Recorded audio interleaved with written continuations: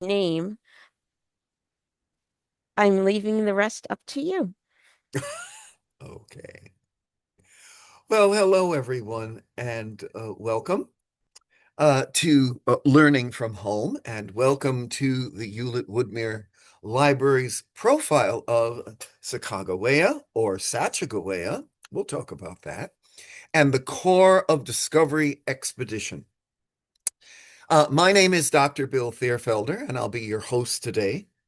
Now, for those of you who don't know me, I'm a professor, a retired professor of arts and humanities, and a docent emeritus from the American Museum of Natural History in New York. But I currently live in Portland, Oregon, just talking about that for the past 10 years. And that's where I'm speaking to you from today. And here in Portland, I'm an artist, writer, and lecturer. Now, since we can't cover everything about today's presentation in this 165-minute or whatever block of time, I'd like to invite you to take a deeper dive on my website, which is makingwings.net, and that's one word.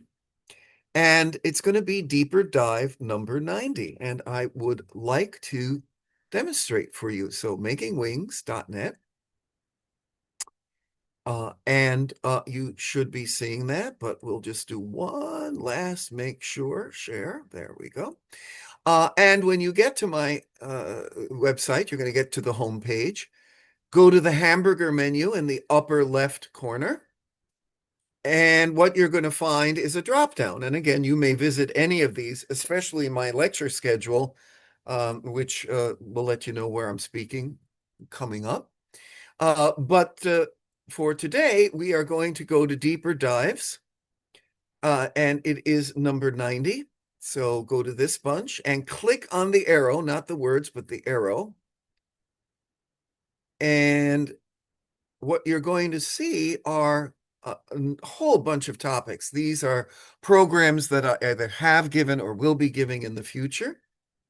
Today is number 90. So if you click on that, what you will find are some overviews about her life and about the Lewis and Clark expedition. You're going to find some suggested media. Now, we're going to be talking about these during the program itself. If you don't have a paper and pencil handy, it's all here on my website. And we have printed resources as well as video resources. And then some of the other big players in the expedition that we're friends with our heroine today, as well as a timeline and all kinds of goodies. And as far as any kind of resource, so let's say you wanted to look up the Wikipedia biography, if you click on that, you'll be brought to the page. And then when you're done, you just click it off and you're back on my page. So it's kind of one-stop shopping. So there's a lot of material there, and I hope that you can take advantage of that. So everything that you're going to hear in the program this afternoon uses the web resources and the books that you see on my website.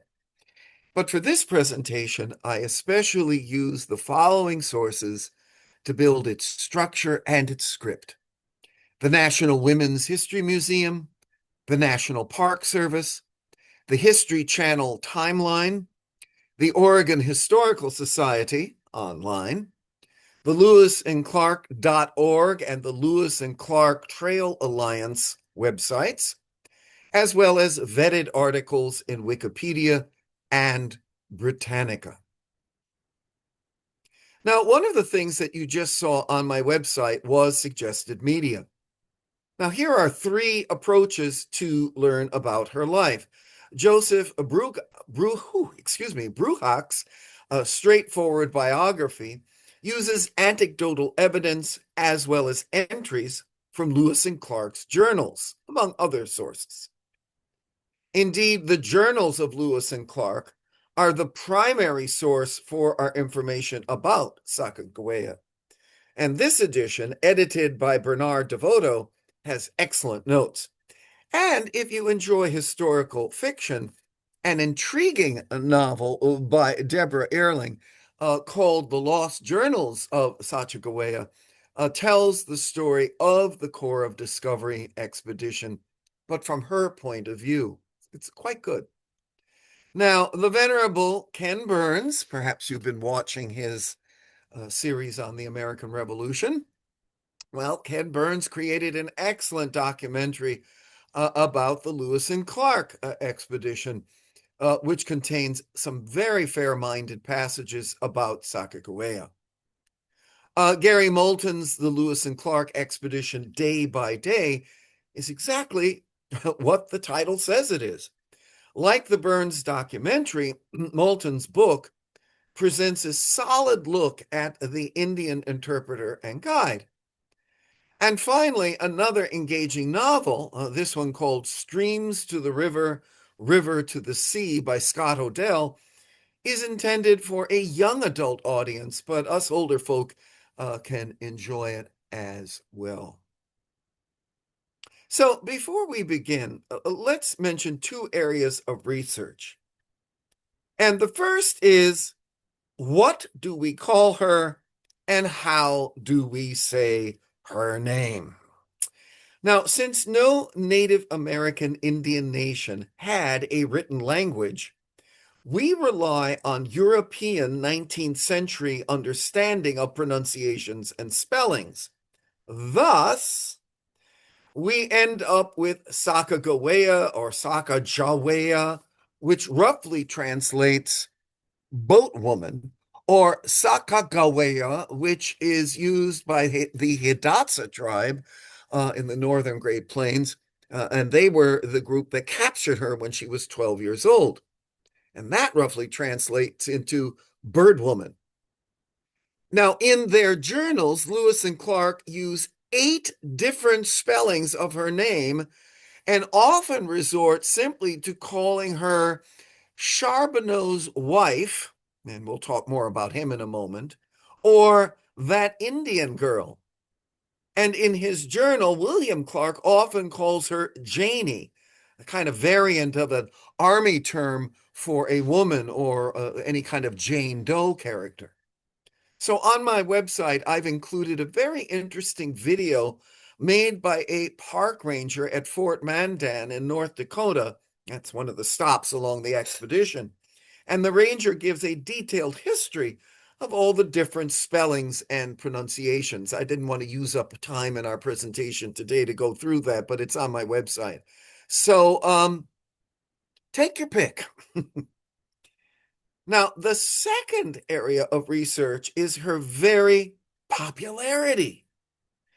It actually wasn't until the early 20th century that Sacagawea became well known to a wide range of people. In 1902, Eva Emery Dye published a popular novel called The Conquest that very much romanticized Sacagawea's life. Dye's novel tells the story of the Lewis and Clark expedition, and it's from Sacagawea's point of view. Dye portrays her as a quote-unquote genuine Indian princess, a model of female intelligence, an example of bravery, and the only woman on the expedition who was only traveling as the mother of an infant, and we'll be talking about that too. The novel became quite popular, and it inspired many suffragettes at the time. They pointed to how she participated in the vote to determine the location of their winter headquarters in Oregon when they reached the Pacific coast. So this is really when she becomes popular. It's not in her own lifetime. It's not at the end of the 19th century. It's really at the beginning of the 20th. So with all of that said, let's dive a little deeper. Sometime, as the curtains part, around 1788, Sacagawea was born into a Shoshone tribe in what is now Lemhi County in Idaho. Then, approximately 1800 or 1801, Sacagawea was captured by the Hidatsa Indians who lived in North Dakota. And this was not an unusual thing. The Hidatsa tribe would go around to other tribes and basically steal people for all kinds of reasons. Very often just simply slavery.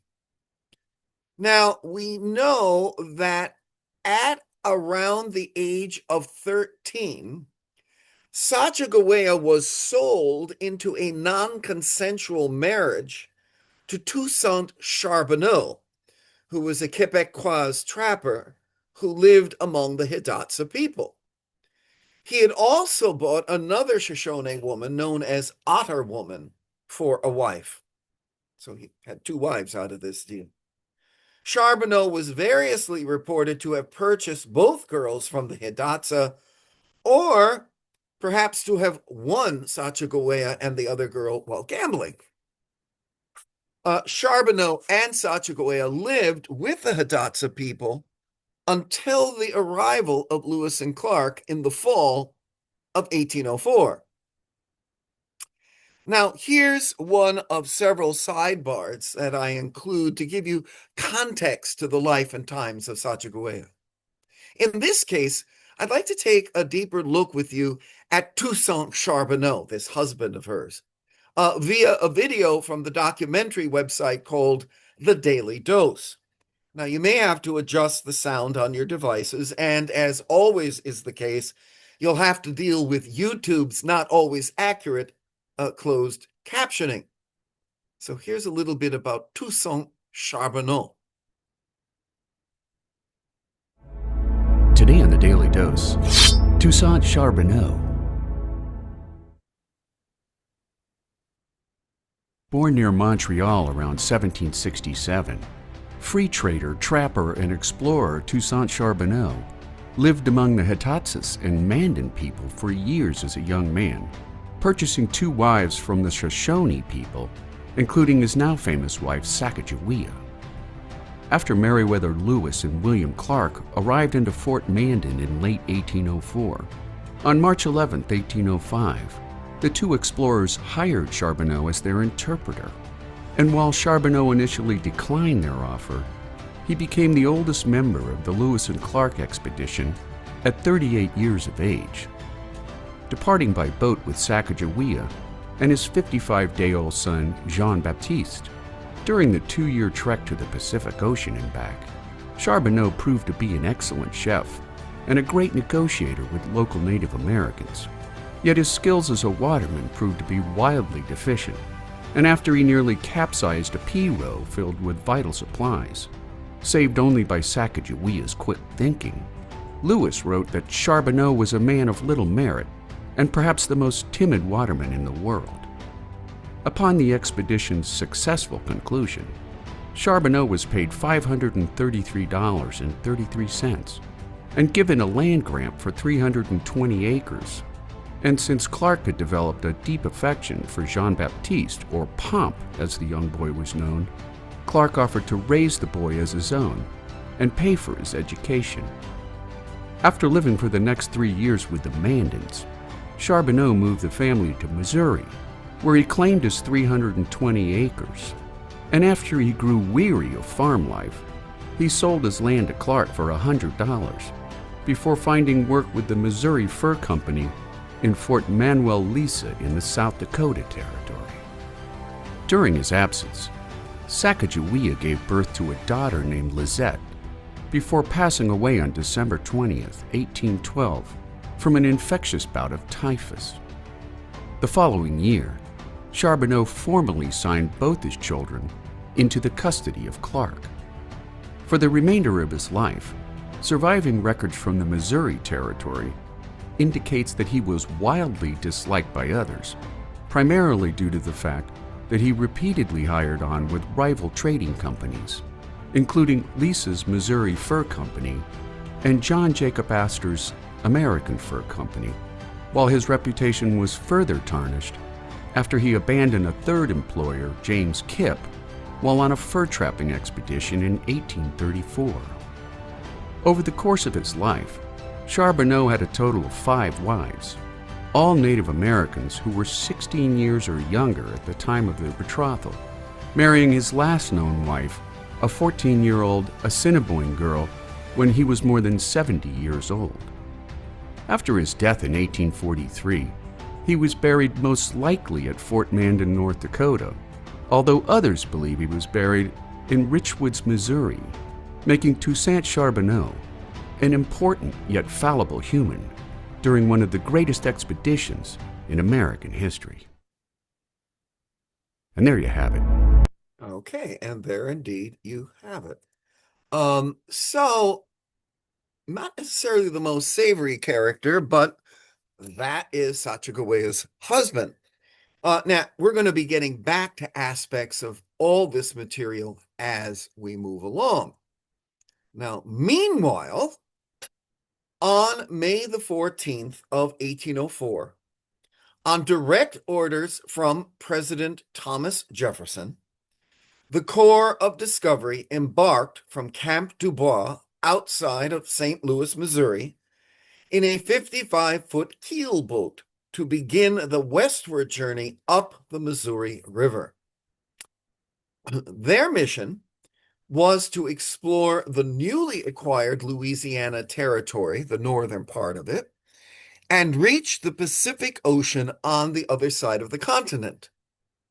Among the 45-man crew was a man named Patrick Grass, a carpenter from Pennsylvania.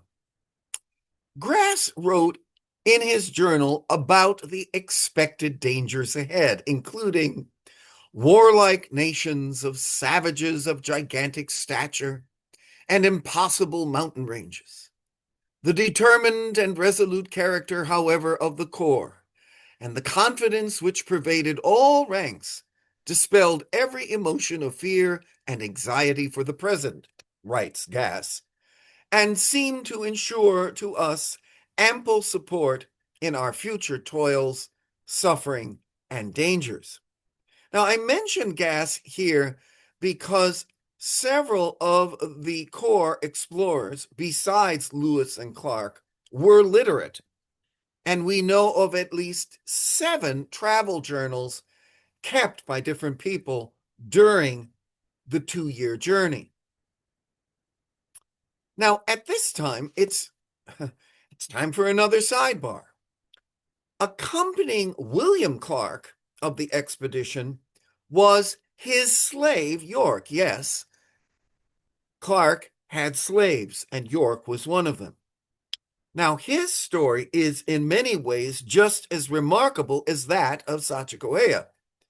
She was the only woman, and he was the only black man. Now, here's some of his story presented by the website Campfire Info.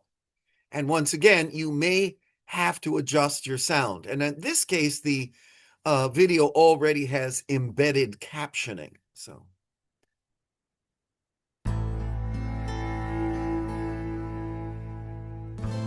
It wasn't York's choice to join the Lewis and Clark expedition. York and William Clark grew up together, but their lives were worlds apart. William Clark was the son of a prominent southern farmer, while York was an enslaved laborer owned by Clark's family. In 1803, Meriwether Lewis invited his friend and fellow soldier, William Clark, to accompany him on an expedition across the newly acquired Louisiana Purchase territory. They carefully selected their team, including soldiers known for their bravery, interpreters and French oarsmen familiar with the land. Among them was York, Clark's 6-foot, 200-pound body servant. York was born into slavery, the son of Old York, and Rose, both enslaved by Clark's father, John. On May 14, 1804, the expedition departed from St. Louis. Initially, the all-white team, many from the South, were reluctant to accept York. Tensions ran high, and just a month into the journey, York nearly lost an eye after one member threw sand at him. Despite this, York proved invaluable. During the 28-month journey, he handled firearms, hunted game, and navigated trails. In December 1804, York participated in a dangerous buffalo hunt, enduring the harsh conditions alongside the other men. Native Americans they encountered were fascinated by York, and his presence often smoothed interactions with various tribes. York even participated in key decisions. His vote counted equally. York's unique appearance intrigued Native Americans. The Nez Perce, seeing a black man for the first time, tried to rub off his skin color, believing it was paint. They called him Raven's son, and his presence sometimes helped secure crucial resources, like horses from the Shoshone. When the expedition returned east, York's fate was bleak.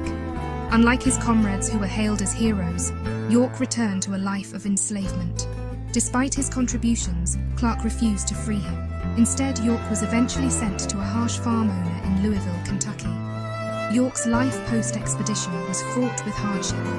Clark claimed to have freed York, who then struggled with his newfound freedom. According to Clark, York's business ventures failed, leading to his demise from cholera in Tennessee. However, other stories suggest York lived among the Crow in Wyoming, recounting his travels with Lewis and Clark. York's legacy is complex. Though he ended his days in obscurity, his journey with the cause of discovery left an indelible mark on American history. As an enslaved man, York saw and contributed more to the exploration of the American continent than many free men of his time. Today, York is remembered not just as Clark's enslaved servant, but as a crucial member of one of the most famous expeditions in American history. His story, one of resilience and contribution under oppressive conditions, continues to inspire and educate. This has been a look into the life and legacy of York, an unsung hero of the Lewis and Clark expedition. So while York's enslavement was absolutely terrible, his contribution to the expedition made him the first important African-American explorer in our country's history. And as we will see, he was the first black man to vote until after the Civil War. And you can find out much more about York on my website. Well, let's go back to our timeline.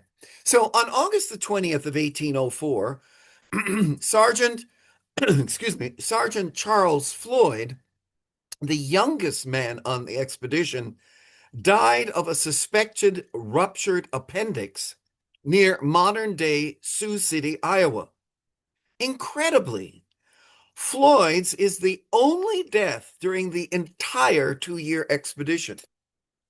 After Floyd's expedition journal was finally published in 1894, his contributions and keen observations made him famous. Now, on your screen, you see the Sergeant Floyd Monument in Sioux City.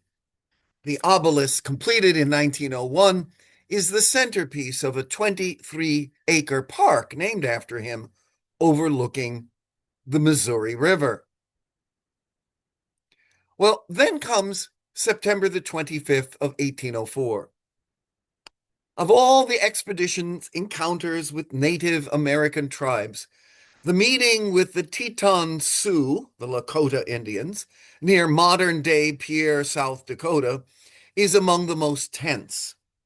According to the History Channel website, Jefferson had charged the Corps with Indian diplomacy, which consisted mainly of announcing the Louisiana Purchase and presenting flags to tribal chiefs with peace medals, and American flags. Now, but communication breakdowns were common during the expedition, given that Lewis and Clark often relied on three-way translation, native language to French to English and back, or sign language to converse with the chiefs, who often had their own political agendas. Well, on this day, the Teton Sioux mistook the explorers for merchants and didn't like the idea of the Americans selling weapons to rival tribes up the Missouri River. A young Teton Sioux chief, trying to insert himself into the confrontation, feigned drunkenness and stumbled into Clark, who rashly drew his sword. In an instant, Clark's soldiers raised their rifles and Teton braves drew their bows and arrows. But after exchanging angry threats and boasts through nervous interpreters, at one point, Clark claimed that he had more medicine on board his boat and that it would kill 20 nations in one day. Well, the elder Chief Black Buffalo broke the tension and called for peace. After 3 restless days at the Teton Sioux village, the upriver journey was allowed to proceed.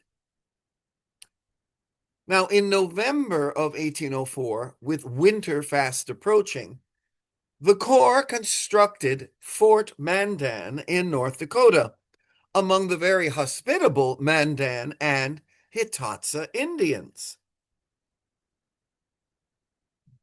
And on November the 11th of 1804,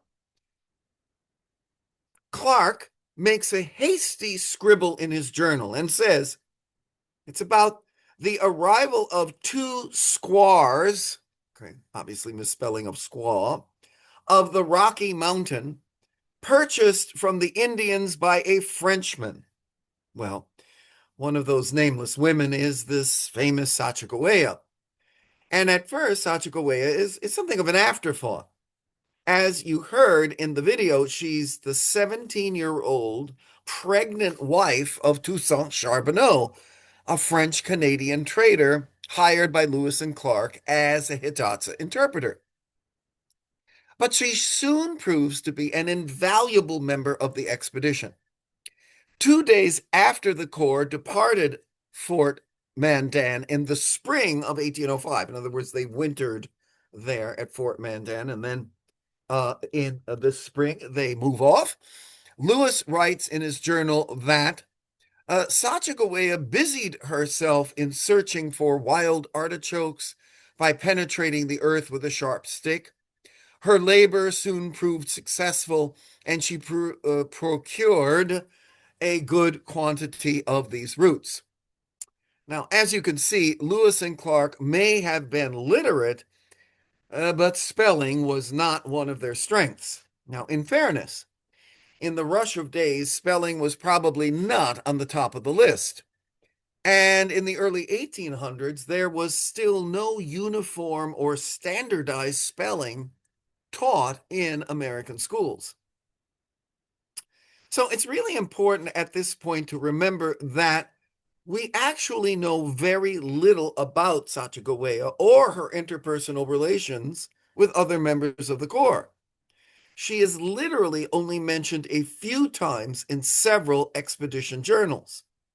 However, while we might not have detailed accounts of intimate friendships, for example, Sacagawea's contributions and the respect she earned from the expedition members, especially Clark, point to a strong working relationship built on trust, mutual respect, and shared experiences.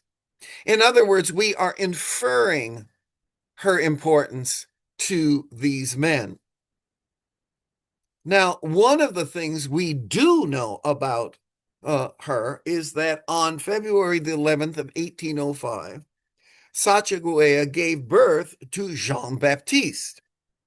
And we also know for a fact that William Clark called the little boy Pump, likely as a term of endearment or a nickname reflecting the child's playful nature.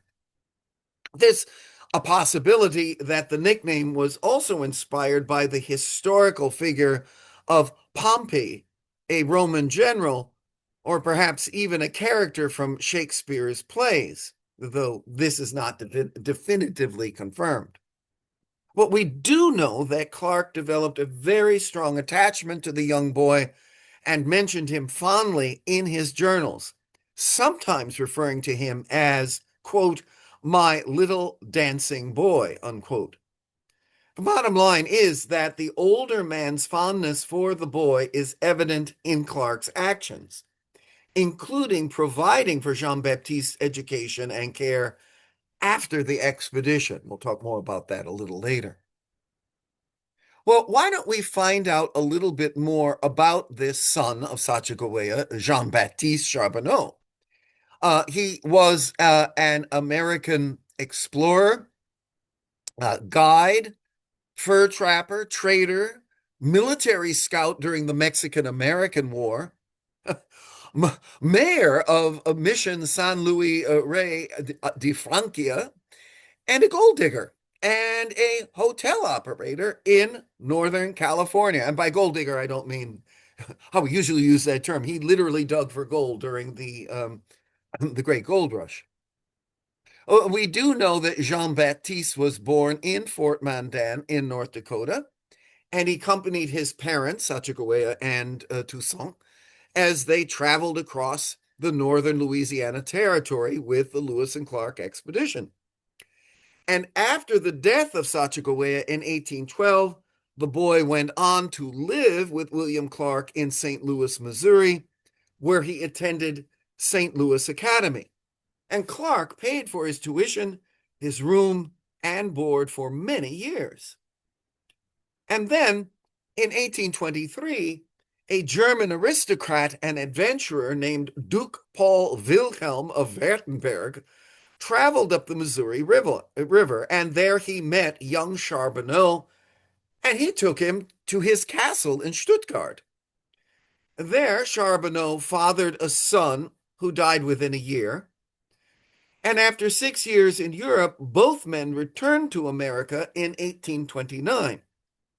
Charbonneau returned to fur trapping and eventually made his way to California as a guide and a prospector, and as I said, even the mayor of a little town. At the age of 61, Jean-Baptiste set out for gold fields in Montana, but fell fatally ill and died in what is now eastern Oregon near the Idaho border. Now, here's a very short video from ABC affiliate KIVI in Boise about Jean-Baptiste's final resting place. Now, once again, you may have to adjust your sound, and the closed captioning is, as usual, kind of spotty. For Idaho News 6, I'm senior reporter Don Nelson.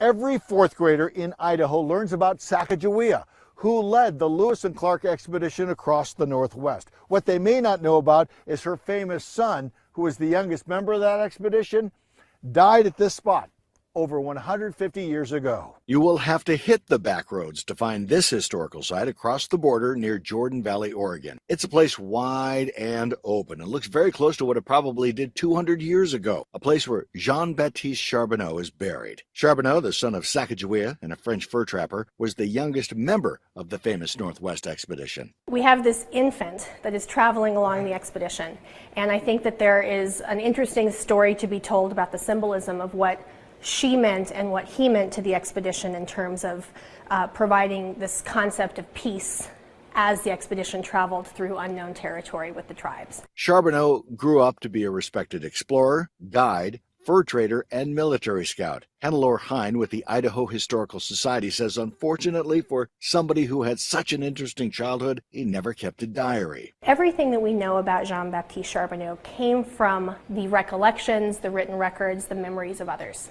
An exhibit at the Idaho State Museum details Lewis and Clark's route and how both Sacagawea and Charbonneau ended up on a dollar coin. The coin was introduced in 2000 but was only minted a few years because of consumer and business demands. Thanks to historians in Oregon and Idaho, the site will always be there to remind people of the contributions Charbonneau and others made in settling the American West. The effort to restore the site was on everybody's radar again. If you would like to take the trek and visit this memorial and burial site, it's just south of Jordan Valley on Highway 95 on Dana Road. In Malheur County, I'm Idaho News 6 senior reporter Don Nelson. And there you go. I'm going to cut this off. And here we go. So that was quite a life, right? Now, meanwhile, back to our timeline. On the 7th of April of 1805, the expedition was heading west and leaves Fort Mandan in 2 pirogues and 6 canoes. The permanent party numbered 33 and included 29 men from the original party of 45, plus newcomers, Baptiste Lepage, and of course the Charbonneau family. The Charbonneau family included Toussaint Charbonneau, Sacagawea, and of course their son Jean-Baptiste. Now, we have no record of Charbonneau's other wives journeying with him. They seem to disappear from the record books at this point.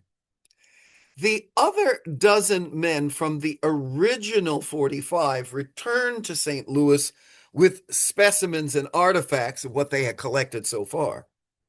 Corporal Richard Warfington of Lewisburg, North Carolina, managed the keel boat on its return voyage downriver, and it arrived safely back in St. Louis on May the 22nd.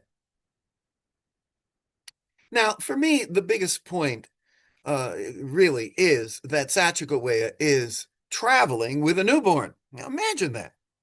We have a breastfeeding mom caring for a baby, going through all the things that happen to little ones during their early life, from teething to crawling to walking and speaking their first words. All of that while traveling over harsh terrain through wide spectrums of weather conditions. Now, for me alone, that makes Sacagawea quite heroic. And her mother's bravery is what inspired artists for over a century. That's what it is, the mother's bravery. And as you can see, most of the statues or paintings that you see usually present her with young Jean-Baptiste. Now, as we've already heard in one of our videos, on the 14th of May in 1805, a sudden storm nearly capsized one of the expedition boats, thanks in part to Toussaint Charbonneau's ineptness. Sacagawea's quick action saved many valuable supplies from floating away. Now, this event is mentioned in all 7 of the journals that were kept by various people. And it later became one of the most frequent stories told about Sacagawea. Now, on June the 2nd of 1805, Lewis and Clark, who had relied on navigation tips from Indians and white traders to chart the fastest and safest route westward, were fully unprepared for a major fork in the Missouri River in north central Montana, what is today Montana. Now, only one of the forks in the river was the true continuation of the Missouri River. And according to the Mandan Hidatsa Indians, they would know it by a series of majestic waterfalls upstream. Well, which fork should they take? Where are they going to find these waterfalls? Well, Lewis and Clark called for a vote. 31 people voted for the right fork, and only 2, Lewis and Clark, voted for the left fork in the river.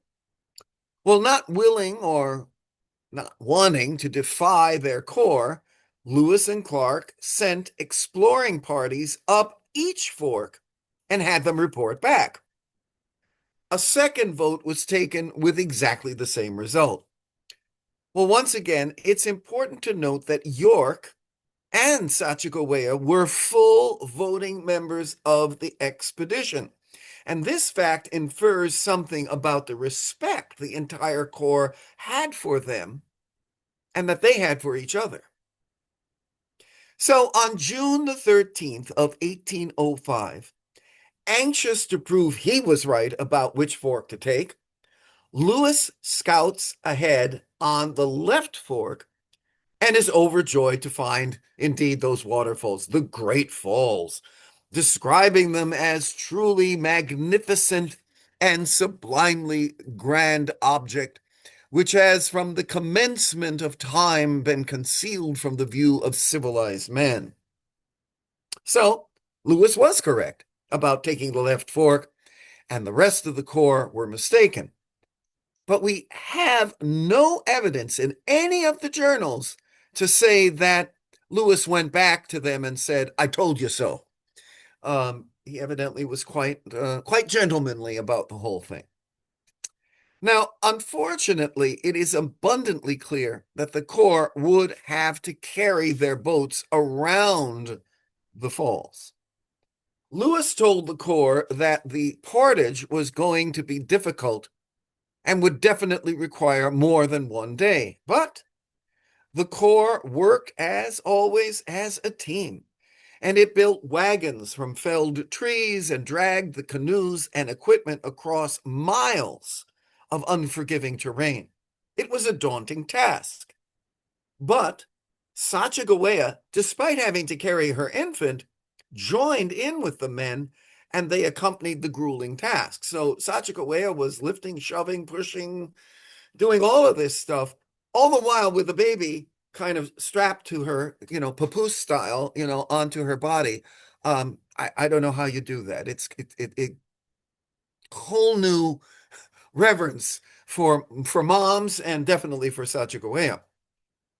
Now, before she was kidnapped by the Hidatsa at age 12, Sacagawea had lived among the Shoshone people along the border of modern-day Montana and Idaho.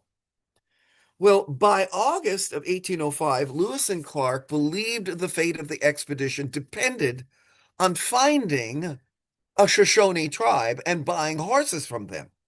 It was the only way that the Corps could hope of crossing the Rocky Mountains before winter set in.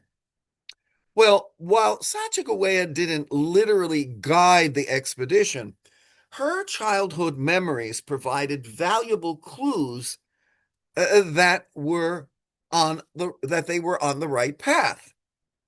And on August the 8th, Lewis wrote in his journal, "The Indian woman recognized the point of a high plain to our right, which he informed us was not very distant from the summer retreat of her nation on a river beyond the mountains. This hill," says, "her nation calls the Beaver's Head from a conceived resemblance. She assures us that we shall either find her people on this river or the river immediately west of its source, as it is now all important with us to meet with those people as soon as possible." Okay, so up to this point, the Corps had not yet encountered the Shoshones or any other Indians in this particular area, and thus did not know where to find the most convenient pass through the Rocky Mountains into the Columbia River watershed. Well, Lewis and 3 others left Clark and the rest of the expedition on the Jefferson River and set off overland in search of the Indian tribe. They discovered a small band of Shoshones camped on a tributary of the Salmon River shortly after crossing the divide at Lemhi Pass, just north of what is now Tendoy, Idaho. On August the 17th of 1805, Lewis returned to Clark, Sacagawea, and the rest of the expedition with the leader of the group, a chief named Kamawet, and more than a dozen other Shoshones. Well, Sacagawea got more than she bargained for. It turned out that Chief Kamawet was none other than her long-lost brother. Not only did Sacagawea have a joyful reunion, but thanks to her intercession, the Corps ended up with the horses and guides they needed to complete the next phase of their journey. Now, some scholars raise the question whether Kamawet and Sacagawea were actually brother and sister. Why? Because in the Shoshone language, cousin and brother are actually the same word. Consequently, when Sacagawea cried out that she recognized Kamawet as her brother, that is what she meant. But whether they actually had the same father, let alone the same mother, is unclear. Ultimately, it doesn't matter. It was a wonderful reunion, and let's celebrate that. Unfortunately, we have no evidence that Kamawet and Sacagawea ever saw each other before his death in a battle with Blackfeet Indians in April of 1812.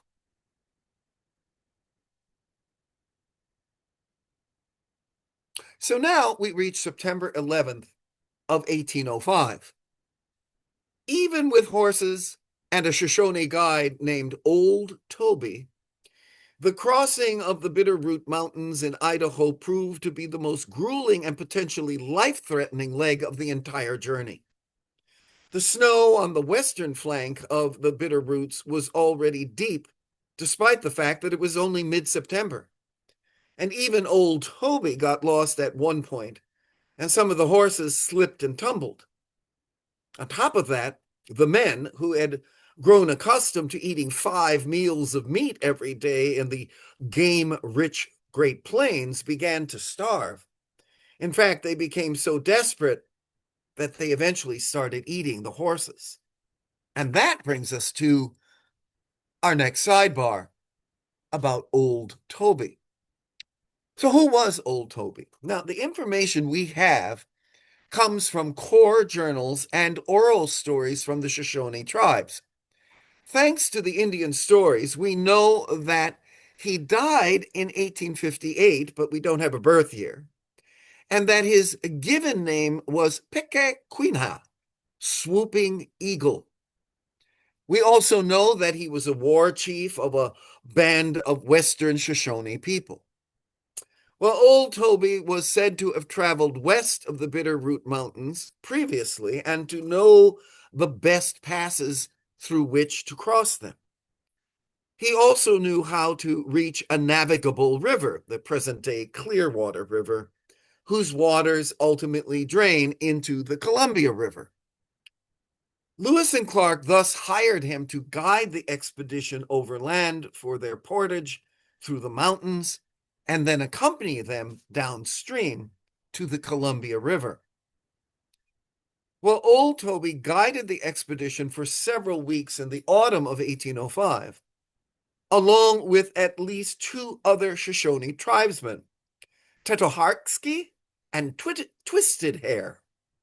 Now, what kind of relation he had with Sacagawea can only be surmised. Since they were both members of the Shoshone Indians, we at least know that she could speak with Toby and his companions in her native tongue, which may have been a comfort to her. Meanwhile, Toby led the corps over the Bitterroot Mountains to the Bitterroot Valley, and then along the approximate route of the modern Lola Trail to the Clearwater River country above Lewiston, Idaho. When the expedition resumed traveling downstream in canoes and began encountering whitewater rapids, Old Toby left the expedition and he returned home, apparently without being paid for his services. Nez Perce Indians later told Lewis and Clark that Toby had stolen some horses for travel and had gone back to his people. Now, on the 20th of September in 1805, Sacagawea, her little boy, and the rest of the men stumbled out of the forest. They were snowblind and weak with hunger. They encountered several Nez Perce Indians and were taken to one of their villages where they met an old Indian woman named Watkaweas. And that leads us to our next sidebar. Watkaweas means return from a far land. Now, in some versions of her story, she became a Nez Perce shaman, a medicine woman. Now, according to the National Park Service, Nez Perce legend says that she was captured as a young woman and traded among tribes until she ended up in the Great Lake region. There, she was purchased by a white man and lived for a time among the whites. After she had given birth to a child, she escaped with the help of some friendly whites who supplied her with food and a horse. From the Midwest, she began her long journey back to her tribe. Okay, so how does this fit into the story of the expedition? Well, after the Corps finished the pitiless crossing of the Bitterroot Mountains and reached the home of the Nez Perce in September of 1805, Some of the Nez Perce warriors considered killing the exhausted and starving explorers who were carrying a supply of firearms, ammunition, and trade goods. But Watkaweas, now an elderly woman, heard about the plans and stopped the warriors, saying something to the effect, these are the people, these white men are of the same people who helped me. Do them no harm. Well, Captain Clark mentions in his journal seeing this old woman, but he clearly didn't realize how valuable she was to the Corps of Discovery. Without her, the journey could have prematurely ended in the high country of today's Idaho. Instead, Sacagawea and the Corps were able to continue on. Well, by October 6th of 1805, Sacagawea and the Corps resumed water travel, now on the mighty Columbia River. And indeed, on the 7th of November in 1805, after paddling dugout canoes down the treacherous Columbia River for weeks, Clark initially believed that the Corps had finally reached the Pacific. But much to Clark's dismay, he and everyone else began to realize that they had only arrived at the edge of an estuary about 20 miles inland from the Pacific.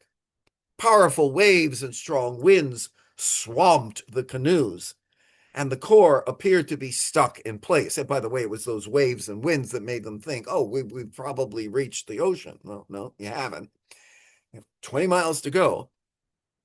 Finally, with the help of the local Clatsop Indians and their large ocean-going canoes, the Corps was able to cross this estuary. You see it in the map there on the right of your screen, those little red lines. The Corps was able to cross the estuary, and on November the 24th, so we're almost at the anniversary today, they reached the Pacific Ocean. How exciting that must have been. Well, after finally reaching the Pacific coast, it was time to hunker down for the winter. Lewis and Clark put the decision to a vote as to where to build Fort Clatsop, named after the Indians who had helped them, and it would be their home for the next 5 months. Well, it wasn't a formal election by ballot, more of an opinion poll, but nonetheless, it made history because, like previous votes on the expedition, every adult was allowed to vote. And that means, according to the National Park Service, along with the white men, Sacagawea, a Shoshone woman, and York, right, a African-American slave, and by the way, also George Drouillard, a Shawnee Frenchman, and Francois Lepage and Pierre Coussat, both Omaha Frenchmen, cast their vote. Well, the majority elected to settle on the south side of the Columbia River, and soon in what is today Oregon. And soon after, the group constructed and inhabited Fort Clatsop near the modern-day city of Astoria, Oregon, and from December the 5th until March of 1806. Well, it took another 65 years for a black man like York to be able to vote, and a full 115 years, 1920, for women like Sacagawea to have the privilege. Meanwhile, the conditions at Fort Clatsop during the 5 winter months were often miserable. Indeed, Sacagawea, little Jean-Baptiste, and the rest experienced rain for weeks on end. Welcome to Oregon in the winter. In fact, there were only 12 days out of the entire 5 months when it didn't rain or snow. Welcome to the Pacific Northwest. Again, trust me, as a Portlander, I know. Now, the Corps was stuck in cramped, smoky quarters, living on a few roots, wild plants, and lots of lean elk meat. So when March of 1806 came around, they all agreed it was time to head back. Well, by May of 1806, the Corps returned to the Nez Perce Indians in what is now Kamia, Idaho, on the western edge of the Panhandle. Going against the natives' advice, Lewis and Clark tried to cross the thickly forested Bitterroots before the snow fully melted. Well, the attempt proved futile, and they backtracked to stay with the Nez Perce. And that was the only time on the entire expedition that the Corps had to make some kind of retreat. Well, the 6 weeks that they spent with the Nez Perce waiting for the snow to melt in what is now called Long Camp was one of the most enjoyable and leisurely of the entire 2-year journey. By day, Lewis and Clark's men and the Indians competed in foot races and other games, and by night, they stayed up late dancing and playing the fiddle around the campfire. It must have been a great joy for Sacagawea and for her infant boy. Now, I want to interrupt our story just briefly because I believe this information helps us understand the social position of an Indian woman like Sacagawea within the Corps.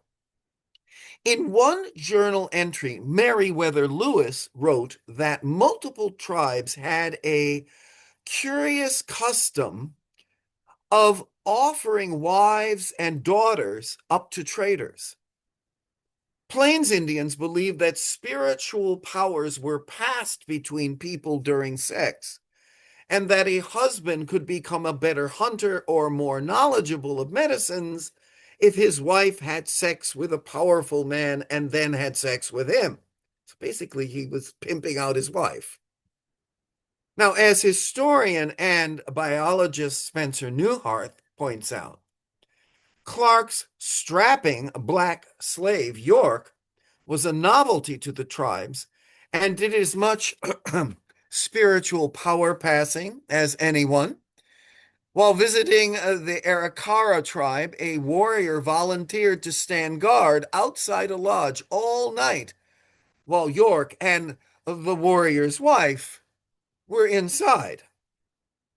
Power passing, I guess. Now, in the Pacific Northwest, multiple groups bartered with sex. One tribe that often visited their camp had a lower price tag than most, Lewis noted. They did not hold the virtue of their women in high estimation, and will even prostitute their wives and daughters for a fishing hook or a strand of beads. And 9 months after the crew departed the Nez Perce in Idaho, an elder's daughter gave birth to a son that was said to be Clark's. While some experts question the authenticity of these stories, most believe the expedition leaders weren't exempt from the urges that the rest of the crew acted upon. As historian Francis Hunter describes, I believe that Lewis and Clark were professionals who always put safety, discipline, and their mission above everything else. That said, it stretches credibility to think that they kept their buckskins buttoned up the whole time. Well, my point is that everything that I've shared with you thus far about the Corps of Discovery, from Camp Mandan back in November of 1804 onwards, was witnessed by Sacagawea, who was approximately 16 or 17 years old at the time. You have to remember that. I'm not talking a 30-year-old woman, though a lot of the pictures of her point are as older. She was a teenager. Now, what did she think of everything she had seen and heard thus far? She was the teenage wife, or more accurately, the property of a French-speaking French fur trader in his late 30s. On top of that, she was a teenage mother of an infant boy. She was a young mother who was brought along on a harrowing journey with rough and tumble men. What was that like? Study of the journals presents no evidence that Sacagawea had sexual relations with any of the men in the Corps or with any of the Indians that they encountered. the inference is always and foremost that her focus was helping the expedition and taking care of her playful child. Well, after easily crossing the Bitterroots with the help of Nez Perce guides, in July, the Corps split into different groups for the next leg of the journey. One group took the canoes down the Missouri River. Clark, taking Sacagawea, led a group to explore the Yellowstone River. Lewis took another group up the Marias River, which included the northernmost edge of the Louisiana Territory. Now, without any way to communicate with each other, they planned to reunite at some point along the Missouri River, perhaps Fort Mandan in North Dakota. So this is the only time that the two groups split, and they did it for exploration purposes. On July the 25th of 1806, Clark etched his name and the date into a sandstone outcropping near modern-day Billings, Montana. He named the location Pompey's Tower after Sacagawea's son. Remember, he called him Pomp? It remains rare physical evidence of Lewis and Clark's expedition that survives to this day. Meanwhile, on July 26th, so just a day apart, in a different section, Lewis's group was met by a small band of Blackfeet warriors in what is now Two Medicine, Montana. I've been there, by the way. It's a delightful little town.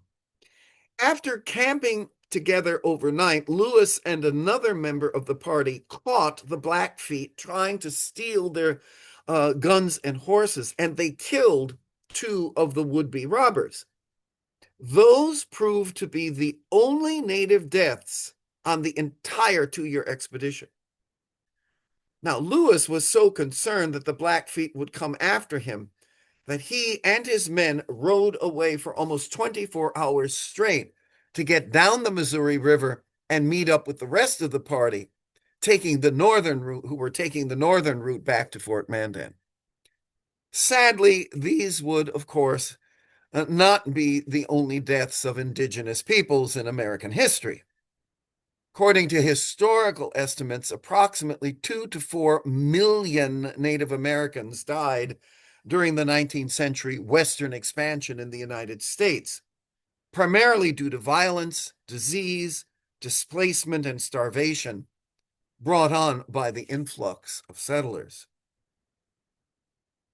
Now, on August the 12th, 1806, Lewis and Clark finally were able to reunite along the Missouri River near the present-day city of Newtown, North Dakota, at a location that's now called Reunion Bay. And on August the 17th, that's just 5 days later, Sacagawea, her husband Toussaint, and their little boy Jean-Baptiste left the expedition to live and trade among the Indians of the Northern Plains. Clark says the following in his diary from that day. We also took our leave of T. Charbonneau, his Indian wife, Sacagawea, and their son-child, Jean-Baptiste Charbonneau, who had accompanied us on our route to the Pacific Ocean in the capacity of interpreter and interpretess. He then adds, settled with Toussaint Charbonneau for his services as an interpreter, the price of a horse and lodge purchased of him for public service in all amounting to $533.33. And then there's this. I offered to take his little son, Jean-Baptiste, a beautiful, promising child who is 19 months old, to which they both, himself and wife, were willing, provided the child had been weaned. They observed that in 1 year the boy would be sufficiently old to leave his mother and he would then take him to me if I would be so friendly as to raise the child for him in such manner as I thought proper, to which I agreed, etc.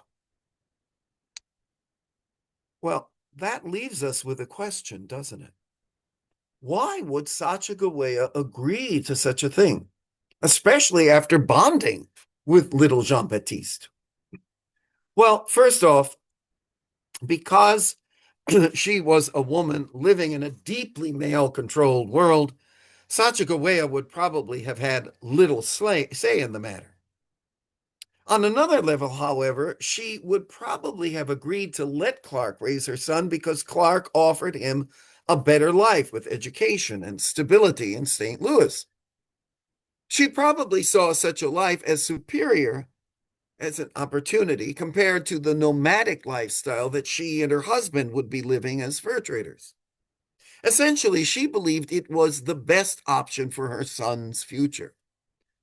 The friendship that had developed between Sacagawea and Clark during the expedition also likely fostered a sense of trust that he indeed would take care of her son.